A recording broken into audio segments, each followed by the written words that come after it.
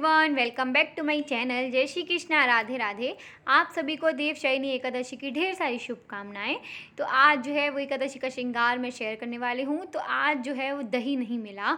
मैंने भेजा था अपने हस्बैंड को सुबह लेने के लिए, पर वो लेट हो गए और मुझे बहुत ज़्यादा देर हो रही थी पूजा करने के लिए। इसलिए जो है वो मैंने सोचा कि चलो छोड़ो, बाद में दही आया। लेकिन उससे पहले मैं स्नान करवा चुकी थी क्योंकि काफ़ी लेट हो रहा था और श्रृंगार भी करना होता है तो काफ़ी टाइम लग जाता है श्रृंगार में। तो मैंने सोचा आज जो है वो शहद से और पिसी हुई शक्कर जो मैंने आपको बताया था बूरा से, उससे जो है वो स्नान करवा देती हूँ। तो दही से इसीलिए मैं नहीं करवा पाई। तो जो है आज मैंने बहुत दिनों के बाद जो है वो फिर से एक बारी शक्कर से जो है वो स्नान करवा रही हूँ, क्योंकि थोड़ा सा जो है वो केशव का कलर जो है वो वैसा हो गया था, डार्क पीले से कलर में, इसीलिए। तो वो थोड़े-थोड़े दिन में जो है वो हो जाता है, तो हमें एक बार इस तरीके से स्क्रब की तरह इसको जो है वो चीनी को यूज़ कर लेना चाहिए, उससे ठीक रहता है। तो जो है वो आज वैसे ही स्नान करवा रही हूँ और जो है आज मैं बहुत दिनों के बाद श्रृंगार वीडियो शेयर कर रही हूँ। तो आप लोग मुझे बताइएगा कि आप लोग इस चैनल पे और क्या देखना पसंद करेंगे। मतलब मैं केशव का श्रृंगार जो है वो शेयर करूँगी ही, उन्हीं का चैनल है ये, तो मैं तो श्रृंगार शेयर करूँगी ही। तो अभी मैंने थोड़ा-सा टेबल इसलिए आगे किया है क्योंकि दीवार पे जो है वो थोड़ा छींटे जा रहा था, इसलिए। तो मैं सोच रही हूँ कि ऐसा मैं क्या जो है वो दिखाऊँ आप लोगों को जो आप पसंद करें, क्योंकि श्रृंगार वीडियो जब मैं पोस्ट कर रही हूँ तो मैं देख रही हूँ कि उतने ज़्यादा जो है वो व्यूज़ नहीं आ रहे हैं और 300-400 जो हैं, बस उतने ही लोग जो हैं वो देख रहे हैं। और उनको भी हर बारी अधिकतर लोग क्या करते हैं कि वीडियो को पूरा आगे बढ़ा के और लास्ट का श्रृंगार देख लेते हैं। कुछ लोग तो सिर्फ थंबनेल में देख लेते हैं, वीडियो भी नहीं खोलना चाहते हैं। तो आप लोग मुझे सजेशन दीजिए कि इस चैनल पे मैं ऐसा क्या दिखाऊं जो आप लोगों को अच्छा लगे, और भगवान से रिलेटेड या वैसे भी कुछ आपका मन हो तो आप बताइएगा। क्योंकि बाकी सारे चीज़ों के लिए, व्लॉगिंग के लिए मैंने चैनल दूसरा जो है वो खोल ही रखा है, तो मैं और कुछ भी जो है वो पर्सनल शेयर नहीं कर पाती हूँ यहाँ पर।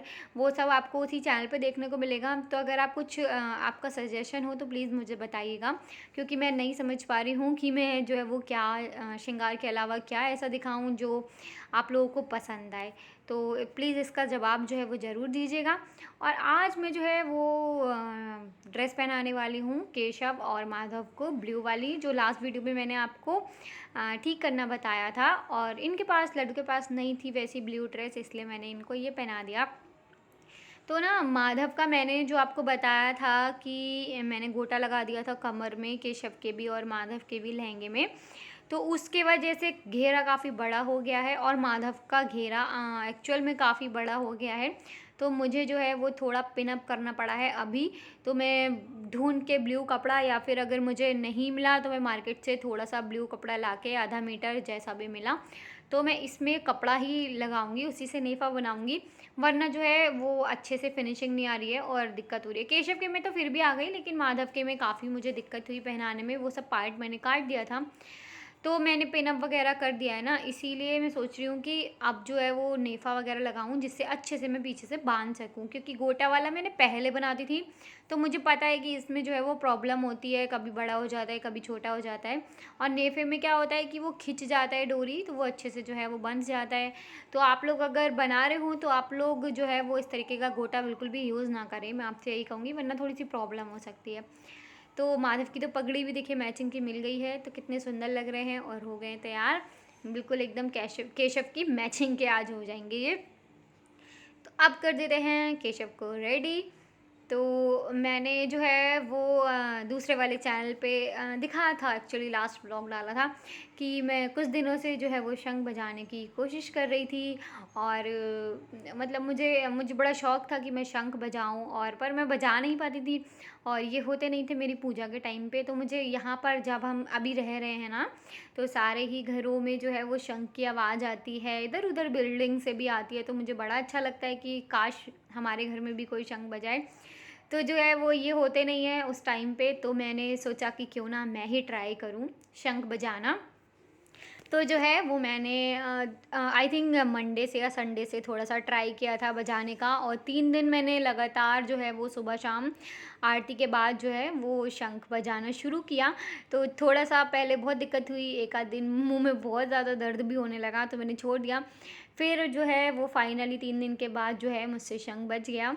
और आप लोग दूसरे वाले जो मेरा चैनल है उस पे जो है वो देख सकते हैं, मिक्स्ड मैजिक विद शालिनी पे।